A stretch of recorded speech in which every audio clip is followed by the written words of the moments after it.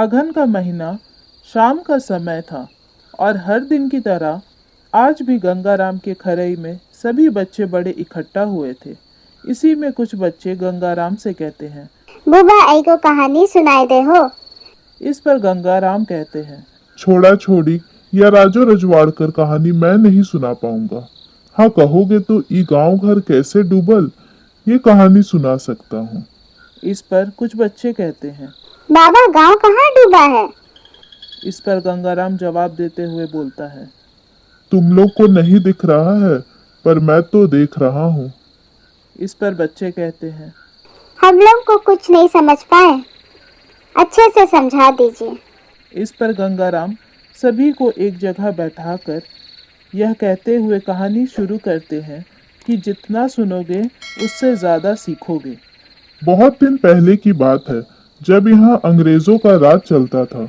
तब भारत के सब छोटे बड़े राजा अंग्रेजी सरकार के अधीन थे।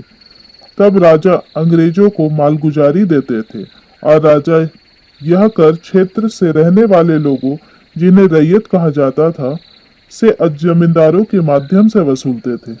फलस्वरूप अप्रत्यक्ष रूप से जमींदार लोग ही गांव की जमीन, वन, धरती, उड़ती, डूंगरी, पत्थर सबके मालिक बने हुए थे।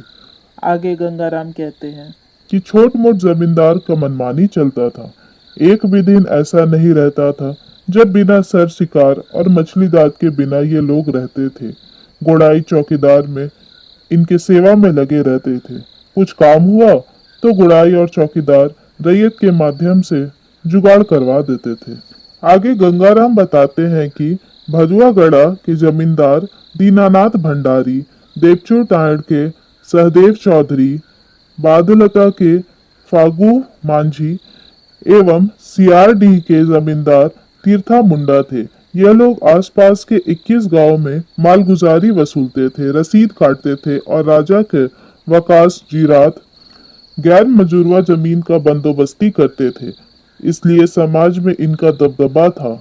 यह लोग अपना काम तो रैयत से कराते ही थे, साथ ही जमीन की रियायती दर रियायती बंदोबस्ती करने में पैसे खुशनुमा भी लेते थे। इनके साथ साथ रैयत को गुड़ाई तथा चौकीदार को भी खिलाना पिलाना पड़ता था। आगे गंगाराम बताते हैं कि गलत ढंग से कमाए पैसे से ये जमींदार लोग खाने पीने और मौज मस्ती में बिताने लगे। मौज मांस काम नाश के फेरा में ये लोग पड़ गए। धीरे धीरे इनका कमाई घटने लगा और खर्च बढ़ने लगा। आदत बिगड़ा होने की वजह से इनका खर्च बढ़ा। बाल बच्चे बड़े हुए परंतु इनका फुटानी कम नहीं हुआ। जमींदार के बेटा बेटी का विवाह में शान शौकत की कमी नहीं होनी चाहिए थी। 3 आमदनी 13 खर्चा के चक्कर में ये लोग अपना जमीन ज्यादा रियायतों में बेचने लगे। रैयत नहीं मिलने पर इन लोगों का जमीन चालाक जमींदार अपने नाम करवा लिए। इनके बाल बच्चे 10-5 वर्षों में ही गरीब हो गए। दीनानाथ का 6 गांव तो डूबा ही, साथ ही उसका रैयत जमीन भी दूसरे जमींदार के हाथ में चला गया।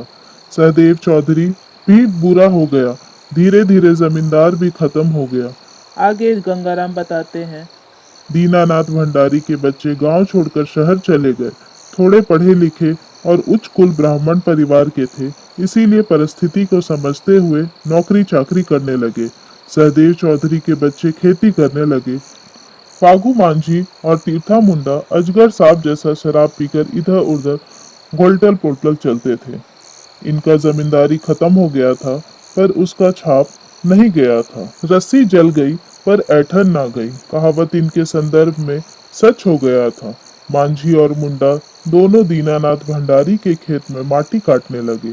2 दिन काम करते और 2 दिन शराब पीकर सोए रहते थे। इन दोनों के बच्चे भी इन लोगों के जैसा ही माटी काटने वाले बन गए। आगे कुछ बच्चे बोलते हैं, कहानी खत्म हो गया क्या बाबा? इस पर गंगाराम जवाब देते हैं, अभी तो मजा वाला भाग बाकी है। अभी तक तो हम लोग देखे गांव कैसे डूबा, अब देखेंगे घर कैसे डूबा। आगे बताते हैं, पहले दारू का इतना चलन नहीं था।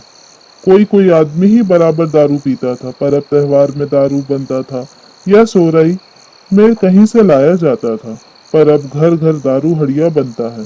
पहले सिर्फ 1-2 मुंडा मांझी और कहूँ कहूँ तेली घर में ही दारू बनता था, पर अब तो बड़ा लोग के घर छोड़कर घरे घरे दारू बन रहा है अब कम उम्र के लड़के भी दारू पीकर झगड़ा करते हैं। आगे एक बच्चा पूछता है, कि घर कैसे डूबा बाबा?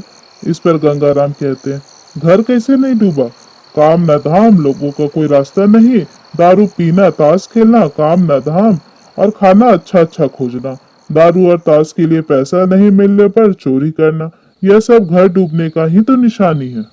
आगे एक बड़ा बच्चा बोलता है, अच्छा बाबा तो ये बताइए, गंगला आजा, धनिया काका, रामूदा, इन लोग तो खुद दारू पीते हैं और पीने के बाद बड़ा बड़ा डिंग हाँकता है और जाकर जाकर से झगड़ता है, जो पूरे गांव में सुनाता है। इस पर गंगाराम कहते हैं, घर डूबने वाले लोगों सब दारू पीने वाले लोग ही है। यह लोग अपने माँ बाप के लिए तो कुछ कर नहीं पाए, बस इनका नाम लेकर ही उन्हें बदनाम कर रहे हैं। मैं फलना खानदान का हूँ, मेरे दादा ये थे वो थे, ऊ फलना आजी जमींदार, ऊ फलना आज इंजीनियर, डॉक्टर, वो दादा दरोगा थे। यह सब बातें ये लोग पीने के बाद बोलते हैं, और जब नशा नहीं रहता तो यह अज्ञानी बन जाते हैं, जैसे इन्हें कुछ पता ही नहीं। ऐसे दारू पिया बहुत खतरनाक होते हैं। ये तुरंत पुरानी बातों पर चर्चा कर झगड़ा करेंगे और बाद में पैर पर गिरकर माफी मांगेंगे।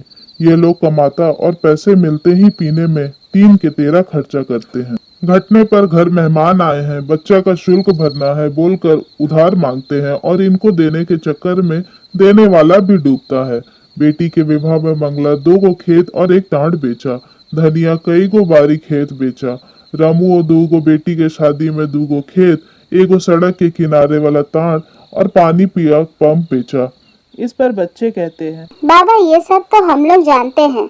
आगे गंगाराम कहते हैं, दारू पीने वालों के क्या बताओ, कितने दारू पिया, दारू की नशा में झगड़ा, मुंह काटा, बहू को मारा, बाप को काटा, माँ को मारा, ताड़ बैसा फरसा जो मिला उसी से बिना सोचे प्रहार किया और जिंदगी भर जेल में सड़ा। इस प्रकार गंगाराम बच्चों को दारू पीने वालों का गुण दोष बताने लगे तथा बोले, यह सब घटना ज्यादातर आदिवासी समाज में होता है। कुर्मी परिवार में भी 1-2 घटना घटा है। इसलिए बच्चों, तुम लोग कभी दारू का नशा नहीं करना।